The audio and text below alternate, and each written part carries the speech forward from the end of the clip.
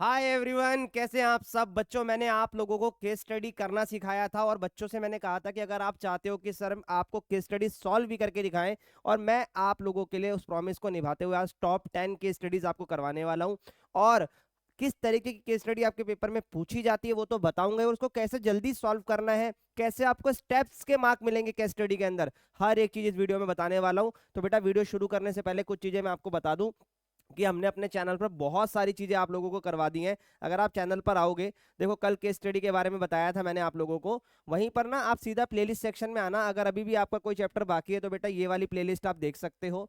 इसके अंदर मैंने हर एक चैप्टर जो भी आप लोगों के लिए जरूरी है, जितनी आपकी डिमांड थी वो करवाया। प्लस ये एमसीक्यू की वीडियो है, और एमसीक्यू की वीडियो में मैंने आपको इस तरीके से हेल्प करने की कोशिश करी है कि अगर किसी पे समय कम भी है ना, तो भी आप सीधा इसको क्लिक करो और यहां पर आ जाओ। आपको सीधा मैंने ड्राइव का लिंक भी दे दिया है। उससे होगा क्या, ये जो ड्राइव के लिंक पे आप क्लिक करोगे, आपको सीधा ही एमसीक्यू की पीडीएफ मिल जाएगी। उससे आपको वीडियो देखने की जरूरत नहीं है, आप सीधा आंसर वहां पे जाके चेक कर सकते हो।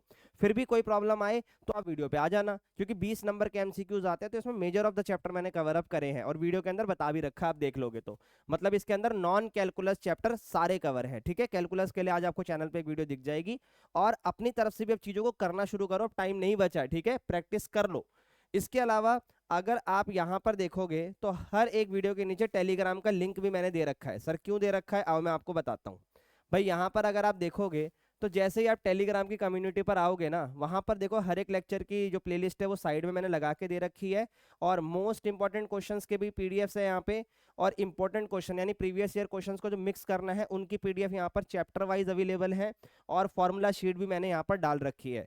तो हर एक चीज सिस्टमेटिक तरीके से लगाकर दे रखी है। बस जरूरत है तो आपके पढ़ाई की। तो चलो अब ज्यादा बातें ना करते हुए सीधा केस स्टडी को शुरू करते हैं। तो बेटा देखो, केस स्टडी करने से पहले आपको समझना पड़ेगा किस किस चैप्टर से मेजर केस स्टडी आती है। देखो मेजरली तो केस स्टडी एओडी से और प्रोबेबिलिटी से आती थी, ठीक है, और इसके बाद मैट्रिसेस से। अब होने क्या लगा है, रिलेशन फंक्शन से केस स्टडी डालने लगे हैं और मैट्रिसेस एंड डिटरमिनेंट से कम कर दी है। मैट्रिक्स डिटरमिनेंट का डायरेक्ट 5 नंबर का क्वेश्चन जो मैंने लेक्चर में करवा रखा है वो देगा पेपर में। ठीक है, इसके अलावा आईटीएफ से भी ट्रिग्नोमेट्री डाल सकता है, वो रिलेशन फंक्शन के अंदर ही काउंट होगा। अच्छा, एप्लीकेशन ऑफ डेरिवेटिव से आती है, तो इंडिविजुअली डेरिवेटिव से तो कोई अलग से केस स्टडी बनाएगा नहीं वो, तो उसी में वो कवर हो जाती है। पर आपका डिफरेंशियल इक्वेशन, इससे भी केस स्टडी कभी कभी वो डाल देता है। रेयर है ये केसेस, पर डालता है, ऐसी बात नहीं कि नहीं डालेगा। वेक्टर 3D से भी केस स्टडी कभी कभी आ सकती है। तो इन सबको मैं इस लेक्चर के अंदर कवर करते हुए चल रहा हूं, तो दिक्कत मत लेना। ठीक है, चलो आगे बढ़ते हैं भाई, आगे बढ़ते हैं। सीधा आपके सामने पहले मैं एओडी की केस स्टडी डिस्कस करूंगा, फिर चैप्टर वाइज हम आगे बढ़ते जाएंगे। ठीक है, चलो। तो देखो सबसे पहले यहां लिखा हुआ है इस क्वेश्चन में, देखो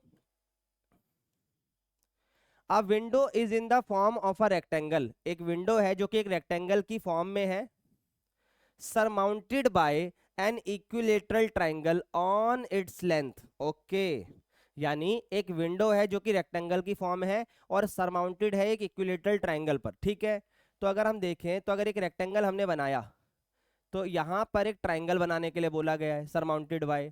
उसके बाद क्वेश्चन ने बोला है the rectangular part have the length and the breadth X and Y metre. तो लेंथ यहां से यहां तक एक्स हो गई, ब्रेथ यहां से यहां तक वाई हो गई। अब मेरे को कैसे पता लगा कि यही लेंथ है, वो तो दिख रही है भाई साफ साफ, और बाकी क्वेश्चन भी बता रहा है। देखते चलो। अब यहाँ पर लिखा भी था कि भाई जो ट्रायंगल बना रहा है ना, सरमाउंटेड कर रहा है, वो किस पे कर रहा है, सर ट्रायंगल कर रहा है रेक्टेंगल की लेंथ पे। तो मैंने देखो रेक्टेंगल की लेंथ पर ही उसे बनाया है। तो अब यहाँ पर क्वेश्चन ने साफ साफ एक वर्ड मेंशन करा था, इक्विलेटरल ट्रायंगल। अब अगर ये इक्विलेटरल ट्रायंगल वर्ड इस्तेमाल कर रहा है तो दैट मीन्स उसकी तीनों साइडें बराबर होंगी, तभी मैंने एक्स लिखा है। ठीक है, अब देखो वन बाय वन। बेटा केस स्टडी के अंदर ना 4 में से 2 नंबर लेना बहुत आसान होता है। मैं आपको हर एक क्वेश्चन के अंदर ये चीज दिखाते हुए चलूंगा, ध्यान से देखना। और ऐसा नहीं है कि आखिरी के 2 में आपके नंबर कट जाएंगे, अगर उसमें भी आपने कुछ पार्ट सही करा है तो उसमें भी नंबर मिलेंगे, इसमें भी स्टेप मार्किंग होती है। ठीक है, चलो अब यहां देखो क्या लिखा हुआ है, if the perimeter of the window is 12 metre. तो इस पेरीमीटर की बात हो रही है, तो देखो पेरीमीटर कहां से कहां तक होता है, पेरीमीटर का मतलब होता है सम ऑफ द एजेस। ये है पेरीमीटर, बीच की लाइन पेरीमीटर में काउंट नहीं होती है। तो पहले केस में जो पेरीमीटर है वो आ गया 12 मीटर। अब पेरीमीटर में कौन कौन आएगा, सर देखो एक्स, एक्स और ये एक्स, तो 3 बार एक्स आ रहा है, और सामने सामने से वाई आ रहा है तो 2 बार। तो 2x + y 12, बस इतना लिखने के हमारे को 1 नंबर मिल जाएंगे। ठीक है भाई, चलो सेकंड पॉइंट पे आ जाओ। अब सेकंड पॉइंट बोल रहा है using this expression write an expression for the area of window as a function of X only. तो आपको अब एरिया बताना है। एरिया का फॉर्मूला क्या होता है सर? इसमें दो चीजें आ रही हैं, एक तो आ रहा है रेक्टेंगल जिसका एरिया होता है एक्स इंटू वाई प्लस, फिर इसमें थोड़ा मार्कर को हल्का करते हैं, हाँ, फिर इसमें आ रहा है ट्राइंगल। तो ट्राइंगल का एरिया है बेटा √3/4 और साइड का स्क्वायर। अब देखते जाओ y की जगह कौन आएगा, यहां से अभी इक्वेशन निकालेंगे, प्लस √3/4। ए कौन है सर? साइड तो x है तो यहां भी एक्स स्क्वायर लिख लो, यहां भी एक्स स्क्वायर लिख लो, ठीक है। अब यहां से y की वैल्यू निकालनी है, तो देखो ध्यान से, अगर मैं कहूं कि भाई y को इधर ही छोड़ दो, तो प्लस का 3x उधर जाके सर माइनस का, और फिर ये वाला 2 आएगा डिवाइड में, तो यहां पर आएगा 12 माइनस 3x डिवाइडेड बाय 2, तो फाइनली बनेगा 12x minus 3x square divided by 2 plus √3/4 और x का स्क्वायर। ये हो गया हमारा सेकंड पॉइंट। तो देखो कोई कठिन नहीं था, बस वैल्यू निकालकर पुट करनी है। ये एप्लीकेशन ऑफ डेरिवेटिव के अंदर आप लोगों ने इस तरीके से सीखा होगा थ्रू आउट द ईयर। नहीं सीखा तो भी इतना अगर आप करते हो तो ये 4 नंबर की केस स्टडी में 2 नंबर यहाँ आपको मिल गए, जिसमें आपको पुराने मतलब ऐसा भी नहीं कि 12वीं आनी भी चाहिए सही मायने में, पर आती है वो एक अच्छी बात है। अब ये तीसरा पॉइंट वो कर पाएगा जिसने थोड़ी बहुत पढ़ाई करी हो, नहीं तो तीसरा पॉइंट कर पाना मुश्किल है भाई, ठीक है।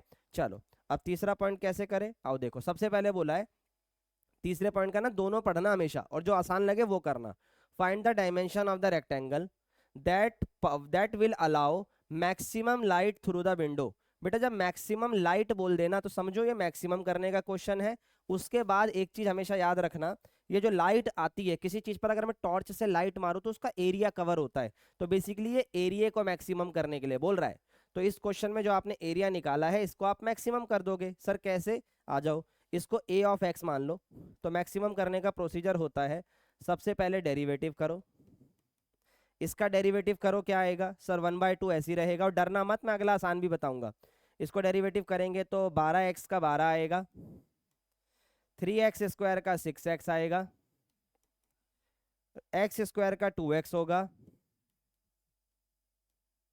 अब इसको रख दो 0 के इक्वल, क्योंकि क्रिटिकल पॉइंट यहां से आ जाएगा, ठीक है। अरेंज वरेंज करना है, देखते जाना। Sir 12 minus 6x/2 plus √3/4 into में 2x, कैलकुलेशन कर दो। सर ये जा रहा है 2 बचेगा, ठीक है। बेस सेम है तो सर 2 आ गया नीचे, इक्वल टू में 0, और इधर आएगा सर √3x माइनस में 6 और प्लस का 12, ठीक है भाई। अब देखो थोड़ा तरीके से, ये इधर जाके 0 हो गया, यस सर, माइनस का 6 प्लस माइनस का √3 हो जाएगा, प्लस का इधर जाके यहाँ 12, तो जो x की वैल्यू आएगी वो आएगी 6 माइनस का √3, कॉमन ले लूंगा अगर मैं, फिर x की जो फाइनल वैल्यू आएगी वो 12/6 माइनस √3 आएगी। अब इसके बाद मुझे करना है डबल डेरिवेटिव, ये x की वैल्यू आ गई। अब डबल डेरिवेटिव कैसे होगा? डबल डेरिवेटिव कैसे होगा, आओ सुनो। देखो भाई कहाँ है डेरिवेटिव, ये रहा डबल डेरिवेटिव ना, रफ में यही कर लो। सर ये माइनस का 6 आ रहा है, डबल डेरिवेटिव माइनस का 6 है, ठीक है। इसके बाद यहां पर अगर मैं देखूं तो x का 1 होगा, तो ये √3/2 आ रहा है इस पूरे का। अब यहां पर अगर ये √3/2 आ रहा है, ये माइनस का 6 आ रहा है, तो आप लोगों को मैक्सिमम करना था। अब √3/2 की वैल्यू 6 से छोटी ही होगी, तो माइनस प्लस करने पर आंसर माइनस में आएगा जो कि 0 से छोटा है। इसका मतलब एरिया इज मैक्सिमम। अगर आपको ये भी नहीं पता तो बेटा एओडी का एक जो लेक्चर है उसको देख लेना, उसमें मैंने बेसिक कवर अप करा है, ठीक है। वो भी आपको चैनल में प्लेलिस्ट में मिल जाएगा, नहीं तो चैनल पर अभी की जो 4-5 वीडियो उसी में मिल जाएगा, ठीक है। और अगर अभी नहीं है तो मीन शाम से पहले आ जाएगा आपको, 6 बजे अगर आप वीडियो देख रहे हो तो मिल चुका होगा, अदरवाइज उससे पहले अगर 1-2 बजे देख रहे हो तो शायद आ जाएगा अभी 1-2 मिनट में, ठीक है भाई। चलो अब आगे, मतलब 1-2 आवर के अंदर। चलो यहाँ तक बात समझ में आई, पर सर इसने तो डायमेंशन भी पूछी है, तो भाई डायमेंशन बता दो कि भैया x बराबर आ गया 12 के बटे में 6 माइनस का √3, रैशनलाइज नहीं करना मत करो। अब इसके बाद आपको इसमें पुट करना है, y बराबर था 12 माइनस 3x/2। बेटा ये वही कर पाएगा, ये वही कर पाएगा जिसने ये चैप्टर ठीक से पढ़ा होगा, ठीक है। ये सेकंड वाला पार्ट, फर्स्ट पार्ट हर कोई कर देगा, सेकंड पार्ट हर कोई कर देगा, थर्ड पार्ट में दिमाग लगाना था। तो अब यहाँ पर 1/2 बाहर करा, 12 ऐसे का ऐसी, 3 x की जगह कौन आएगा, 12 के बटे में 6 माइनस का √3। ठीक है, अब इसका एलसीएम लेंगे, इसका एलसीएम लेंगे। 12 के ब्रैकेट में 6 माइनस का √3, 12 तिया 36, नीचे भी 6 माइनस √3, यहाँ पर 1/2, 12 छिक 72, और ये 12 √3 और माइनस का 36, नीचे 6 माइनस √3। वैल्यू कट रही है हमें भी पता है, बट इतना लिखकर आप इसे छोड़ सकते हो। 72 में से ये गए sir 36 minus 12 √3 divided by 6 minus √3। अब इसको अरेंज और ज़्यादा करोगे, ऊपर से 2 कॉमन आ जाएगा। ठीक है, तो फिर जो भी वैल्यू बचेगी वो हमारा आंसर होगा। पर अगर आपको लगता है कि आप इसे रैशनलाइज करके आंसर बता सकते हो तो रैशनलाइज कर दो, उससे भी आंसर आ जाएगा। ठीक है भाई, चलिए इसका एक सेकंड पार्ट भी देख ही लेते हैं, क्या पता वो ज्यादा आसान हो। It is given that the area of window is 50। अब एरिया 50 ही दे दिया सीधा, इसका चॉइस वाला पार्ट एरिया 50 दे दिया, इसका मतलब ये वाला पार्ट 50 हो गया। और आपको एक्सप्रेस करना है its perimeter in the terms of x. ये लो जी, अब पेरीमीटर जो होता है ना 3x प्लस का 2y इक्वल टू 12, तो आपको इसको कन्वर्ट करना है x की टर्म्स में। तो बस आपको y की वैल्यू पुट करनी है यहाँ पर। अब वो कैसे होगी, तो जो एरिया दिया हुआ है, किसका एरिया दिया हुआ है, एरिया ऑफ द विंडो। तो एरिया ऑफ द विंडो कहाँ था सर, ये होता है एरिया ऑफ द विंडो। ठीक है भाई, इसको लिखते हैं, एरिया ऑफ द विंडो है XY प्लस √3/4 साइड का स्क्वायर बराबर कितना, 50 बोला है। तो आपको यहाँ से y की वैल्यू निकालनी है, जो कि होगी 50 माइनस √3/4 साइड का स्क्वायर, और फिर ये जो x है ये डिवाइड में जाएगा, तो 50 के डिवाइड में x और √3/4 मल्टीप्लाई x, क्योंकि यहाँ पर x स्क्वायर है तो एक बार x कटेगा। अब इस वाले को बस यहाँ पुट कर दो, इसको अरेंज करो, आपका आंसर आ गया। जो आपका पेरीमीटर है देखो x की टर्म्स में आ गया, बस आपसे यही पूछा है। तो सही सर, इतना बड़ा क्यों करेंगे मैक्सिमम मिनिमम, ये कर देंगे हम तो। बिल्कुल भाई, यही तो मैं समझा रहा हूँ। चॉइस वाले में ना, चॉइस वाले में कई बार ऊपर टफ होगा नीचे इजी होगा, कई बार ऊपर इजी होगा नीचे टफ होगा। तो आपको ये समझना पड़ेगा कि आपको कौन सा करना है। मेरा काम था समझाना, आपका काम है करना। ठीक है भाई, चलो आगे बढ़ते हैं। एक और क्वेश्चन आ गया भाई, एओडी के ही करेंगे पहले हम। A technical company is designing a rectangular solar panel installation on a roof using 300 metre boundary. फिर से वही बात आ गई कि छत पर सोलर पैनल लग रहे हैं जो कि रेक्टेंगुलर फॉर्म में है। ठीक है, ये रेक्टेंगुलर फॉर्म में है और इस पे 300 मीटर की बाउंड्री हो रही है, तो ये भी पेरीमीटर की तरह काम करेगा। और इट द डिजाइन, जैसे कि हमें पता है रेक्टेंगुलर में लेंथ ब्रेथ होती है, ठीक है, दोनों तरफ होती है, दो दो लेंथ दो दो ब्रेथ। पर डिजाइन जो है उसमें इंक्लूड करा जा रहा है एक पार्टीशन जो कि running parallel one of the side, यानी वन ऑफ द साइड के वो पैरेलल चलेगा। ठीक है, और लेंथ जो है हमारी उसको x माना जा रहा है, और लेंथ जो है वो परपेंडिकुलर है किसके, पार्टीशन के, जो यहाँ पर पार्टीशन की बात हुई है। और जो पैरेलल है वो है y मीटर, यानी जो लेंथ पैरेलल होगी वो y मीटर है। तो इसका मतलब अगर हम इस क्वेश्चन में लेंथ को x मान रहे हैं और विथ यानी ब्रेथ को y मान रहे हैं, तो इस क्वेश्चन में जो पैरेलल वाली चीज है वो y है, यानी y एक्स्ट्रा आएगा। अब पॉइंट नंबर 1 देखो क्या होगा। सबसे पहले बोला है right the equation of total boundary material use. तो भाई टोटल है आपका 300 और इसको आपको लिखना है and parallel to the partition in the terms of X Y. अच्छा, एक्स और वाई के टर्म्स में ही लिखना है बस। तो एक बात बताओ, जो लेंथ है इसके अंदर, जो लेंथ है इसके अंदर वो कितनी आ रही है सर, लेंथ 2 ही बार आएगी, बिल्कुल भाई। और पार्टीशन कितनी बार आएगा सर, एक बार। और पार्टीशन किसके साथ आ रहा है, ब्रेथ के साथ आ रहा है, और ब्रेथ कौन है, वाई। सर वाई भी तो 2 ही आएगा, बिल्कुल, पर वो पार्टीशन जो उसी वाई के पैरेलल है वो भी तो एक बार आएगा। तो यानी 2x प्लस का 3y बराबर में 300, ये हो गया हमारा इक्वेशन नंबर 1। ठीक है जी, चलो बहुत बढ़िया। अगला, write the area of the solar panel as a function of x। Okay, तो आपको एरिया भी बताना है अब इसका। तो एरिया तो और सिंपल हो जाएगा सर, एरिया तो और सिंपल हो जाएगा क्योंकि उसके अंदर थोड़ी ना पार्टीशन का कोई रोल आना है। सिंपली x इंटू वाई, क्योंकि रेक्टेंगल का एरिया होता है। और किसके टर्म्स में बताना है सर, फिर से x की टर्म्स में बताना है। तो y की वैल्यू आएगी 300 minus 3y, 300 minus 3y divided by 2, क्योंकि x के साथ जो है वो डिवाइड में आ गया। यहाँ पर x ऐसे ही रहेगा, ब्रैकेट में आएगा 300 माइनस 3y डिवाइडेड बाय 2। तो ध्यान से देखो, सेम क्वेश्चन आपका आ चुका है, 2 नंबर बन चुके हैं। अब अगले वाले में अपने को मेहनत करनी है, और वो सेम मेहनत वही होने वाली है जो अभी तक मैंने आपको सिखाई थी। क्रिटिकल पॉइंट फाइंड करो, find the critical point of the area of the function, यानी इस एरिया ऑफ फंक्शन को डेरिवेटिव करेंगे। ठीक है, एक सेकेंड, हमने यहाँ पर x लिखना था और y गलती से लिख दिया। Okay okay okay, my bad my bad, कोई बात नहीं, कोई बात नहीं, इसको सही कर देंगे। देखो x इंटू वाई था सर, y की वैल्यू निकाल रहे थे आप, तो y की ही वैल्यू निकाल रहे हैं, तो 300 माइनस 2x होगा और डिवाइड में फिर 3 आएगा, तो यहाँ पर 300 माइनस 2x होगा, डिवाइड में 3 आएगा, तो इसको मैं 1/3 300x माइनस 2x स्क्वायर बोल सकता हूँ। अब मैं इसका डेरिवेटिव कर रहा हूँ टू द क्रिटिकल पॉइंट के फाइंड करने के लिए। x का 1 हो गया और ये आपका 4x हो गया। ठीक है, अब आपसे बोला क्रिटिकल पॉइंट फाइंड करो, तो बेटा ये डेरिवेटिव को 0 के इक्वल रखना पड़ेगा। लो जी, इतना करने का एक नंबर आपको और मिलेगा।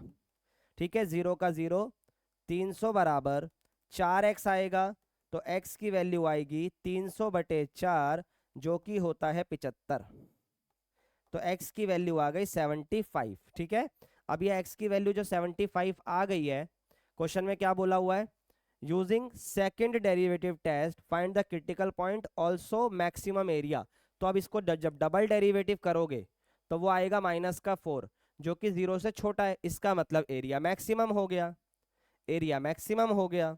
अब आपको मैक्सिमम एरिया भी बताना है, तो बेटा जो x की वैल्यू 75 आई है, ये काम मैं आपको देता हूं। अब x की वैल्यू 75 पुट कर दो, ठीक है, तो y आ जाएगा, और जैसे ही y आएगा इन दोनों को मल्टीप्लाई कर देना, वो हमारा एरिया होगा। बस इतना करना है आपको, पुट इसमें करोगे। ठीक है भाई, सेकंड पॉइंट अगर आप करके देखना चाहते हो तो कर लेना। Calculate the maximum area of the company and close this 300 metre boundary considering the parallel partition. ठीक है, तो ये उसी तरीके से, बस इसके अंदर फर्स्ट डेरिवेटिव का इस्तेमाल करना है आपको। तो फर्स्ट डेरिवेटिव अगर नहीं भी आता है कोई दिक्कत की बात नहीं, क्योंकि हमारे सिलेबस में सेकंड ऑर्डर डेरिवेटिव को सॉल्व करना लिखा है, तो चॉइस में आप हमेशा सेकंड डेरिवेटिव आपको दिखेगा तो आप उसी से करना, वही आपके लिए इजी पड़ेगा। ठीक है, एक और क्वेश्चन किसका, सेम इसी का। पहले क्वेश्चन पढ़ेंगे। A carpenter needs to make a wooden cuboidal box, यानी वो क्यूबॉइड बना रहा है, क्या बना रहा है, एक क्यूबॉइड बना रहा है, क्लोज फ्रॉम ऑल साइड, यानी सारी साइडों से बंद एक बॉक्स बनाया जा रहा है, which has a square base. ये इंपॉर्टेंट है, अगर एक कमरा बना रहे हैं ना हम, तो बेस होती है जमीन, धरती, तो धरती पर दो चीजें होती हैं बेटा, एक होती है लेंथ, एक होती है ब्रेथ। अब ये स्क्वायर बेस है, तो लेंथ और ब्रेथ बराबर हो गई, यानी जमीन स्क्वायर है इसकी। तो अगर मैं इसका डायग्राम बनाऊं, तो कुछ इस तरीके का बॉक्स बनेगा, ठीक है, जिसमें नीचे स्क्वायर बेस है, तो ये भी एक्स होगा और ये भी एक्स होगा। ठीक है, अब इसके बाद अगर हम बात करें, since he is a short of a paint required to paint the box, उसके पास पेंट की कमी है, he want to the surface area to be minimum, वो चाहता है कि सरफेस एरिया मिनिमम हो ताकि पेंट आराम से हो जाए।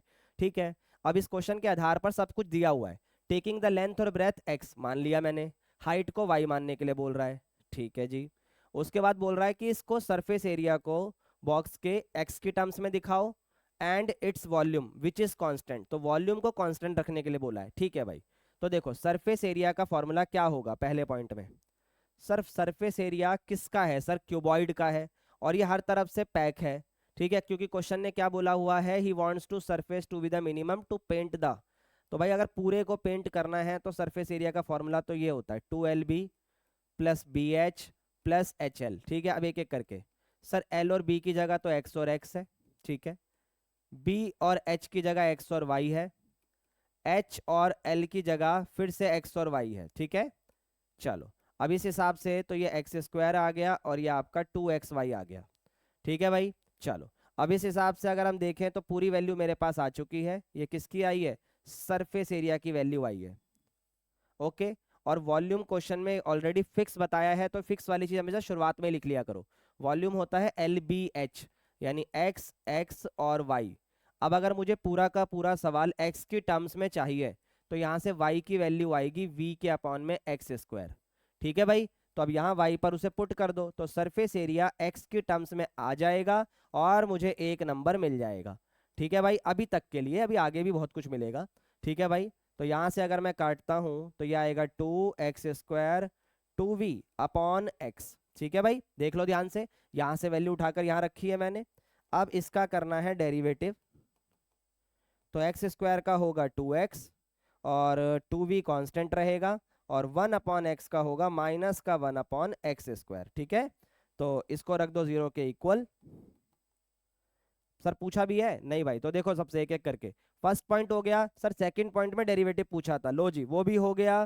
First point done, second point done, 2 number done. तीसरा, आपको एक्स और वाई के बीच रिलेशन बताना है such that surface area minimum हो जाए। रिलेशन तो आप बाद में बताओगे, जो कि आपने बता भी रखा है यहाँ पर।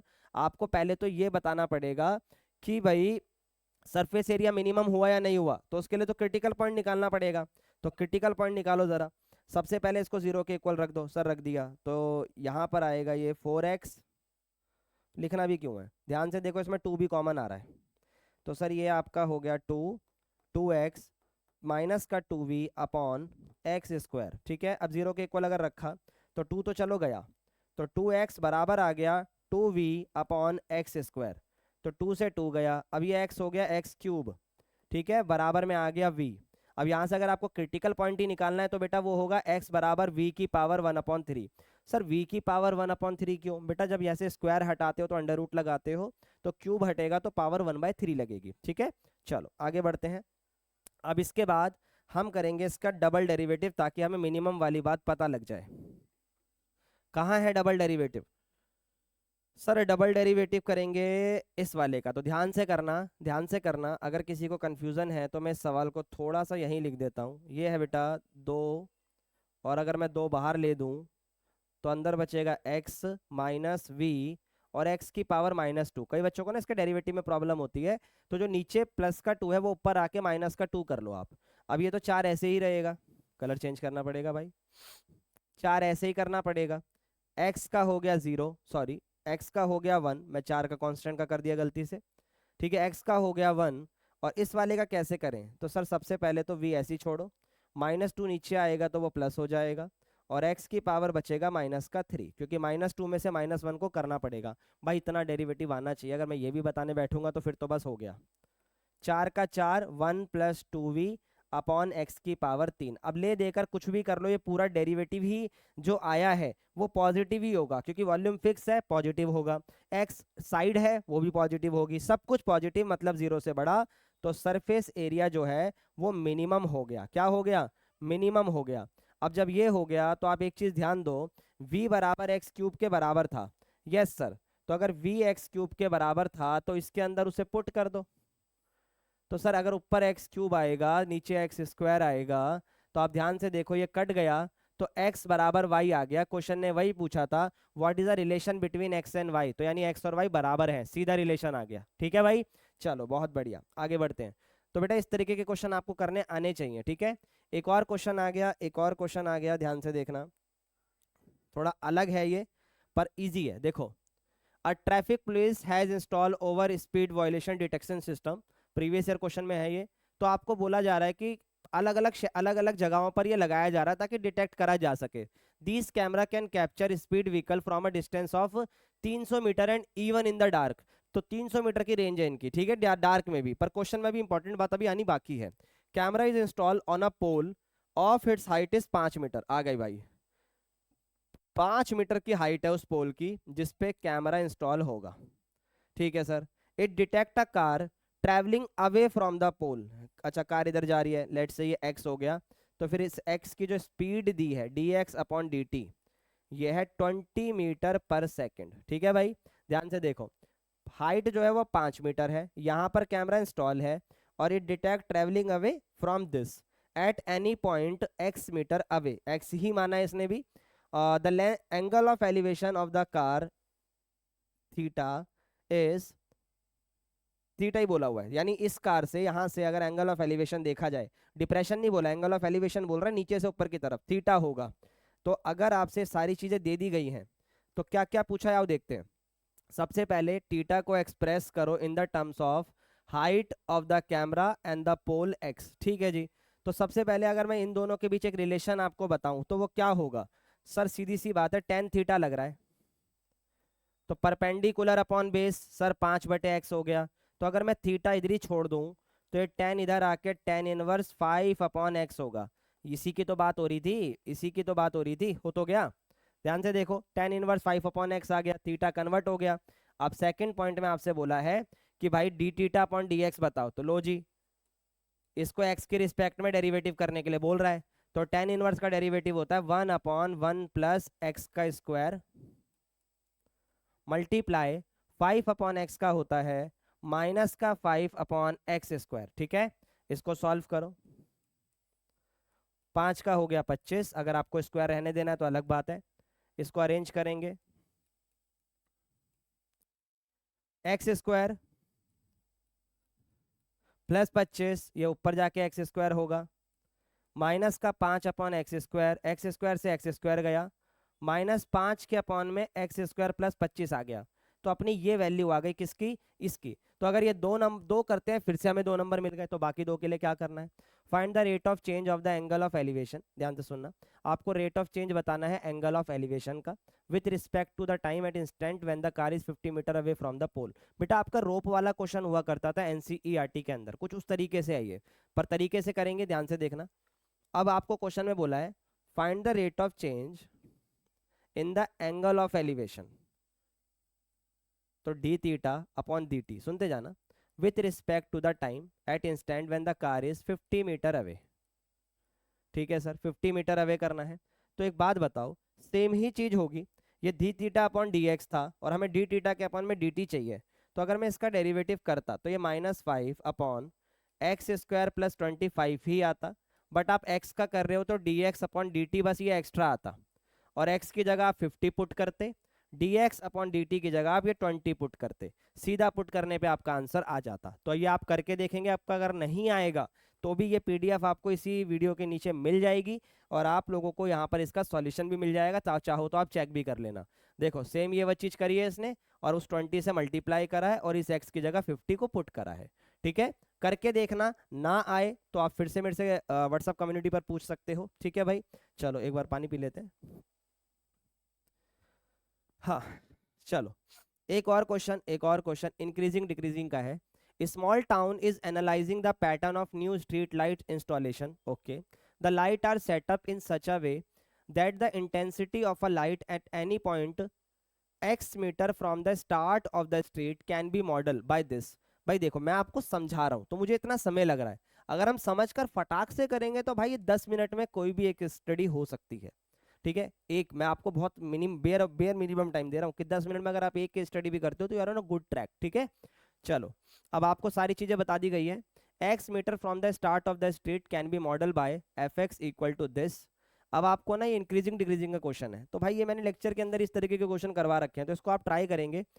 Find the interval on which fx is increasing और डिक्रीजिंग। अरे भाई डेरिवेटिव करो, इक्वल टू 0 रखो, और x की क्रिटिकल पॉइंट की वैल्यू निकालो और उसको 0 से पाई के बीच में कंपेयर करो। बस किसी पॉइंट पर इंक्रीजिंग और किसी पॉइंट पर डिक्रीजिंग। सेम चीज आपसे पूछ रहा है कि सर मैक्सिमम मिनिमम बता दो। भाई जब इतना कर लिया तो डबल डेरिवेटिव भी कर लेना, और उस पॉइंट पर उसे चेक कर लेना कि वो मैक्सिमम आ रहा है या मिनिमम आ रहा है। ये क्वेश्चन आपको खुद करना है भाई, और ये इजी ये कर सकते हैं हम। ठीक है, अरे भैया तुम क्यों खुल जाते हो। आगे बढ़ते हैं, आगे बढ़ते हैं भाई। लो जी, अब मैट्रिक्स की केस स्टडी आपके सामने आ गई है। तो देखो, 3 student Neha, Rani and Sama Sam go to the market to purchase stationery item. Neha लेती है 4 पेन, 3, अच्छा पहले ना कभी भी ऐसा क्वेश्चन आए तो ये देख लो सब ऑर्डर में है ना, जैसे पेन, नोटपैड, इरेजर। ठीक है, pen, notepad, eraser, pen, notepad, eraser, pen, notepad, eraser. अगर एक भी आगे पीछे हुआ तो बेटा एक्स वाई जेड में फर्क आता है, इसलिए मैंने आपको ये चीज कही। अब देखो 3 चीजें हैं, मैट्रिक्स का क्वेश्चन है, तो नेहा बाय करती है 4 पेन, 3 नोटपैड, 2 इरेजर। तो यानी आपको बताया जा रहा है कि जब वो ये खरीदती है तो इतने रुपए पे करती है, यानी पेन x रुपए का मान लेते हैं। ठीक है, और नोटपैड जो है वो y रुपीज का, और इरेजर जो है वो z रुपीज का। अब इस हिसाब से एक एक करके जो क्वेश्चन है, सबसे पहले नेहा 4 पेन, 3 नोटपैड, 2 इरेजर, 60 रुपए की। फिर रानी 2 पेन, 4 नोटपैड, 6 इरेजर, 90 रुपए की। फिर सैम पे 70 रुपए, 6 पेन, 2 नोटपैड और 3 इरेजर। इनको सॉल्व कर कर आप एक्स वाई जेड की वैल्यू निकाल सकते हो, और ये सब मैंने आपको लेक्चर के अंदर पहले ही कवर करवा रखा है। देखो, from the equation required to solve the problem, price of each item, express it in the form of this. Same matrix की इक्वेशन सॉल्विंग का क्वेश्चन है, मैं इसे नहीं करवाऊंगा, नहीं आता अभी तक ठीक से, मैट्रिक्स में जाके देखो आसान तरीके से बता रखा है। ठीक है, आगे फिर डिटर्मिनेंट ए निकालो जो कि प्रोसीजर का पार्ट है, और confirm it is possible to find a inverse or not. अगर डिटर्मिनेंट आपका जीरो आ गया तो ये क्वेश्चन यही खत्म है, जो कि नहीं होगा।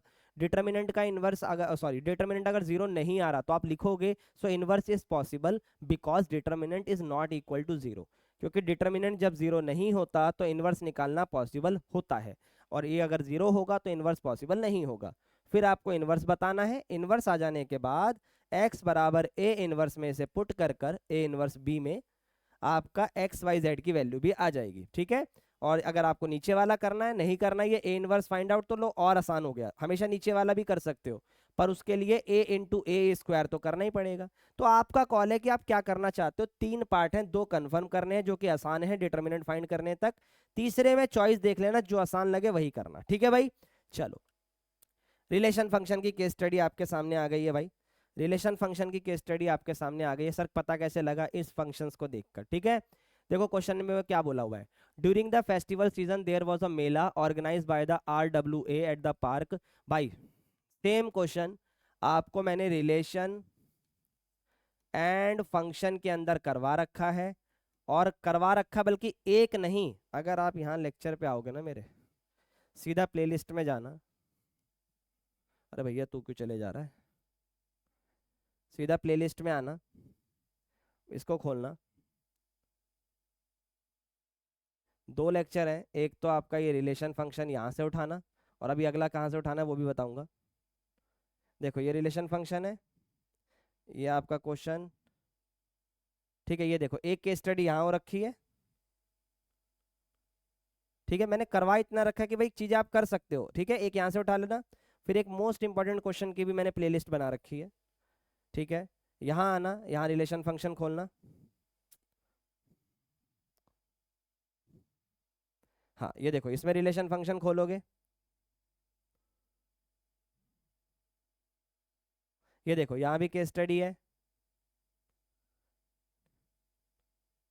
तो देखो भाई, मतलब इसमें भी मैंने आपको केस स्टडी डिस्कस करना सिखाया कि कैसे करनी है। तो मतलब पॉइंट इज दिस कि अगर आप इतना भी करते हो तो भी आपकी कई सारी चीजें कवर अप हो जाएंगी। ठीक है भाई, चलो आगे बढ़ते हैं। तो ये क्वेश्चन आप ट्राई करेंगे, और इवन में दिख भी रहा है, ये सब लेक्चर के अंदर भी डिस्कस है। अगर आपको क्वेश्चन भी देखना है तो भी आपकी ये चीज बन जाएंगी। ठीक है भाई, चलो मतलब मेरा कहने का मतलब भाई पर्पस बस इतना है कि अगर आप प्रैक्टिस करोगे तो ही बात बनेगी, वरना नहीं बनेगी। ठीक है, चलो एक और क्वेश्चन आ गया। अब ये किसका है ये पढ़कर ही समझेंगे, अगर मैं डायरेक्ट बता दूंगा तो थोड़ा सा मुश्किल हो जाएगा, मतलब आसान हो जाएगा पर फिर आप पेपर में नहीं कर पाओगे।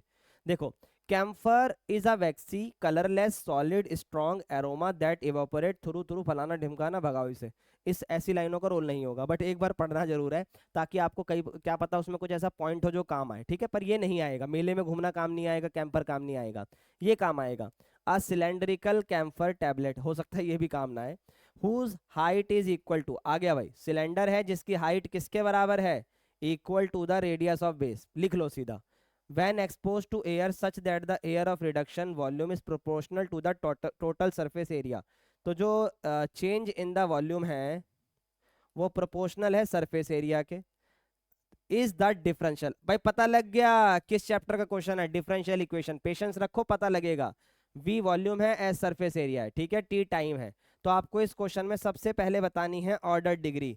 मेरी जान कितना आसान क्वेश्चन हो गया, dv अपॉन dt बराबर ks है। तो पहले क्वेश्चन में पूछा है ऑर्डर और डिग्री बताओ, तो भाई ऑर्डर भी एक है, क्योंकि ऑर्डर एक है और इसकी पावर भी एक ही है, तो डिग्री भी एक हो गई, बस इतना लिखने का एक नंबर है। ठीक है, सेकंड पॉइंट में आ जाओ। सब्स्टिट्यूटिंग वॉल्यूम एंड दिस, आपको पुट करने के लिए नहीं बोल रहा है, सीधा बोल रहा है कि पुट करने के बाद D R upon D T 2/3 के आ गया। ओके, आपसे बोला है given that R of zero 5 है। बेटा आर ऑफ जीरो का मतलब होता है कि आर के ब्रैकेट में जो भी लिखा होता, लेट से टाइम होगा, क्योंकि क्वेश्चन आर टी के रिस्पेक्ट में है। आर जब टी की रिस्पेक्ट में होता है तो आर के ब्रैकेट में जो होता है वो टी होता है। ठीक है, याद करो, आप एफ एक्स लिखते हो तो एफ एक्स को एक्स के रिस्पेक्ट में डेरिवेटिव करते हो तो ब्रैकेट में एक्स होता है। तो ये टी की वैल्यू 0 है और ये आर की वैल्यू 5 है। ठीक है, अब आ जाओ, आपसे बोला है सॉल्व करना है, डिफरेंशियल इक्वेशन है तो सॉल्व कैसे करें? भैया डी आर इधर ही छोड़ दो, 2/3 के कांस्टेंट है उसके साथ में dt लिख दो, इंटीग्रेशन बोथ साइड। ठीक है जी, r का होगा मतलब r, क्योंकि 1 का r हो गया क्योंकि r की रिस्पेक्ट है, 2/3 के कांस्टेंट है, और t का होगा t, क्योंकि 1 है तो 1 का t आएगा, ये सब कांस्टेंट है और t की रिस्पेक्ट है, प्लस में c। अब वैल्यू पुट करो उठाकर। सर t की जगह 0 रखना है तो ये पूरा 0 हो गया, r की जगह 5 रखना है तो c बराबर 5 हो गया। ठीक है जी, चलो आ जाओ आ जाओ जी आ जाओ। अब आपको ये इसके अंदर पुट करना है तो r बराबर 2/3 के टी प्लस c की जगह आएगा कितना सर 5। तो ये आपकी इक्वेशन बन गई सिंपल। तो 2 नंबर आपको ऐसे मिल गए। अब आपसे बोला it is given that r 3 है जब t 1 है, और आपको तब k की वैल्यू बतानी है। तो अब इसके अंदर आपको पुट करना है थर्ड पार्ट के लिए। अब r 3 दे दिया, इधर 3 रख दो, और 2/3 के टी की जगह 1 दे दिया, रख दो, प्लस में 5 दे दिया, प्लस का ये उधर जाके सर माइनस का, ये 2/3 के हो गया। आपसे के की वैल्यू पूछी है, लो जी ये हो गया माइनस का 2, 2/3 के, 2 से 2 गया, 3 इधर, तो बेटा के की वैल्यू आ गई माइनस का 3। अब आपके पास नई इक्वेशन बन जाएगी। कैसे, अब देखो सबसे पहले r बराबर 2/3 के टी प्लस 5 है, के की वैल्यू कितनी आ गई सर माइनस का 3, देखते हैं यही आई है, हाँ तो माइनस का 3 टी प्लस 5, 3 गया तो माइनस का 2t प्लस में 5। अब आपसे क्या पूछ लिया, अब आपसे पूछ लिया कि भाई अगर t फाइंड करो अगर r 0 है, तो अब इसके अंदर फिर से r 0 फाइंड आउट करो। तो अगर मैं r 0 पुट करूंगा तो t कितना आएगा 5/2। तो ये अपने इस तरीके से क्वेश्चनों को करना है। मतलब अगर आप क्वेश्चन पढ़ते हो ना तो मेजर चीजें उसमें बनती हुई दिखाई देंगी और कुछ नहीं भाई। ठीक है, चलो आगे बढ़ते हैं। एक और 3D का क्वेश्चन है, काफी प्यारा क्वेश्चन, आओ पढ़ते हैं जरा। अगर आपने 3D पढ़ रखा है तो आपको ये आसान ही लगेगा। 3 friend ABC on the same location on the 3 different direction to reach their destination. They move outside straight path, decide that A and B reaching their destination will meet up at C. Okay, दोनों C पर है। Pre-decided destination following path are this.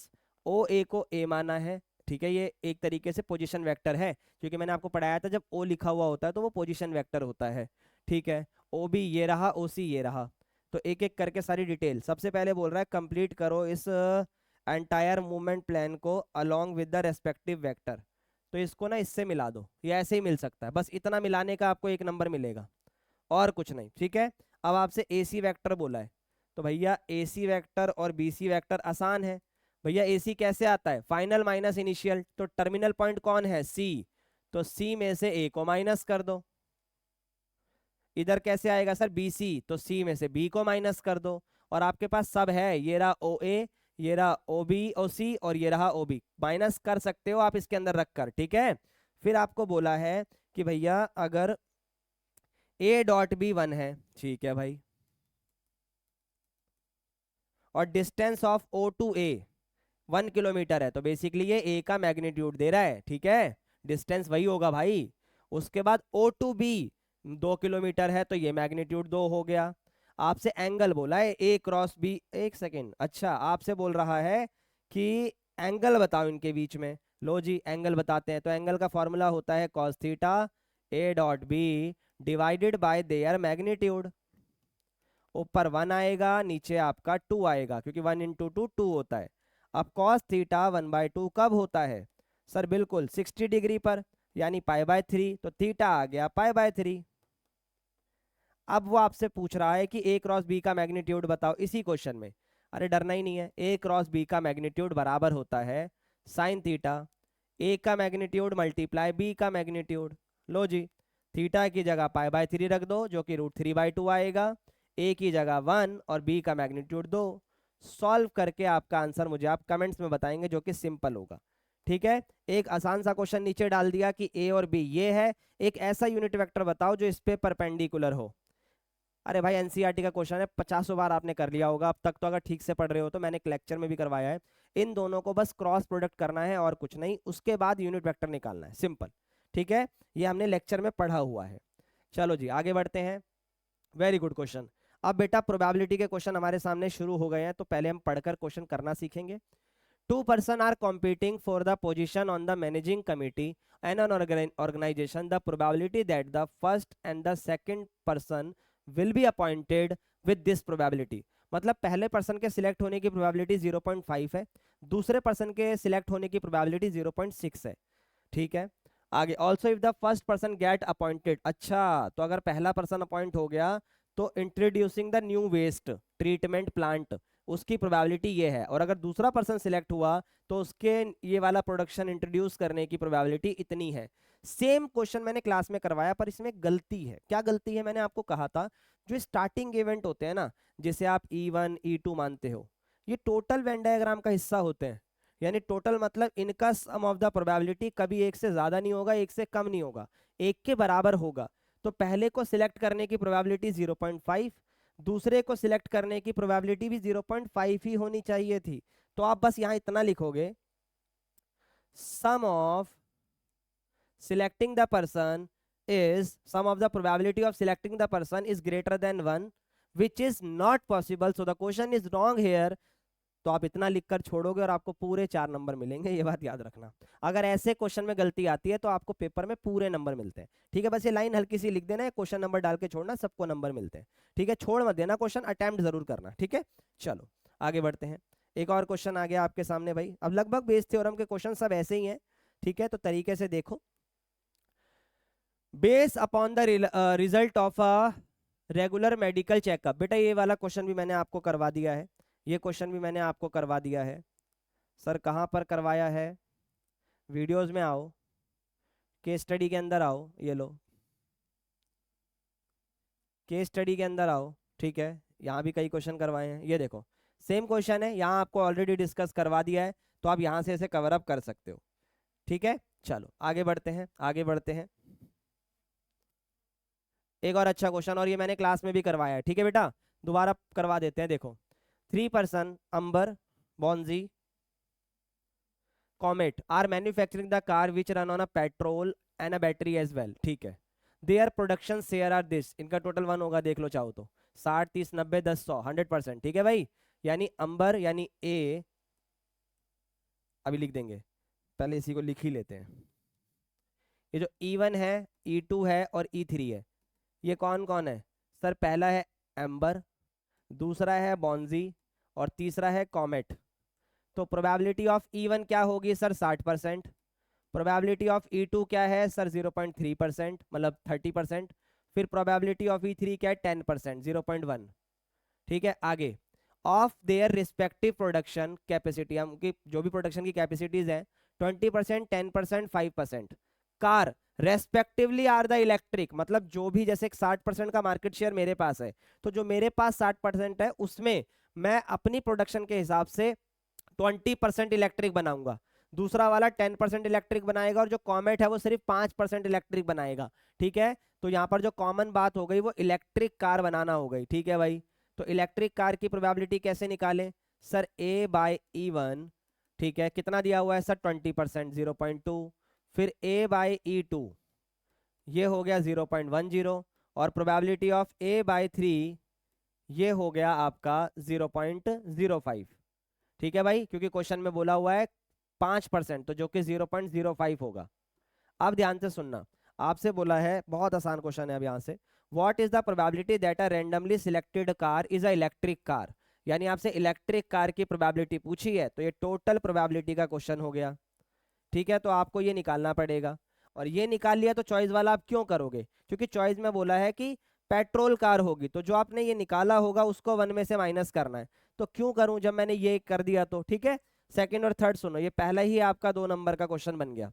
अब ये सुनो, a car is selected at random and it is found to be electric. Okay, मैंने एक car randomly select करी और मुझे इलेक्ट्रिक मिल गई। ठीक है, तो आपसे बोला है कि कॉमेट के द्वारा बनाई गई है, कॉमेट E3 है, तो आपको बेस थ्योरम बन गई। तो ये मैंने ना लेक्चर में भी करवाया है, फिर भी मैं आपको यहाँ इसलिए करवा रहा हूँ ताकि आपको ये चीज समझ में आए, और इसकी PDF का लिंक आपको डिस्क्रिप्शन में मिल जाएगा, ये बात याद रखना। E3 की बात है तो बेटा यहाँ E3 आएगा, नीचे पूरा का पूरा ये आता है। अगर आप बिना लेक्चर पढ़े ये लेक्चर देख रहे हो ये वाला, तो बेटा आप रिस्क ले रहे हो और कुछ नहीं। ठीक है, A/E2 फिर प्लस में E3 और A/E3, तो इस तरीके से इसको चलना है। एक बार मैं आपको वो भी दिखाई देता हूं सो दैट आपको क्लैरिटी हो जाए। ये रहा प्रोबेबिलिटी, एंड में जाओगे और ये देखो,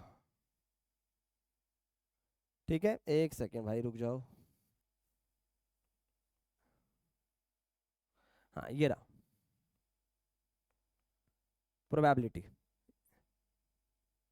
यहाँ आपको अच्छे खासे क्वेश्चन, ये देखो ये सब केस स्टडी है, एक दो नहीं है, कई सारी है, देखो ये रही केस स्टडी, ये ठीक है, एक और केस स्टडी, ठीक है। तो यहाँ से भी आप चीजों को कवर अप कर सकते हो।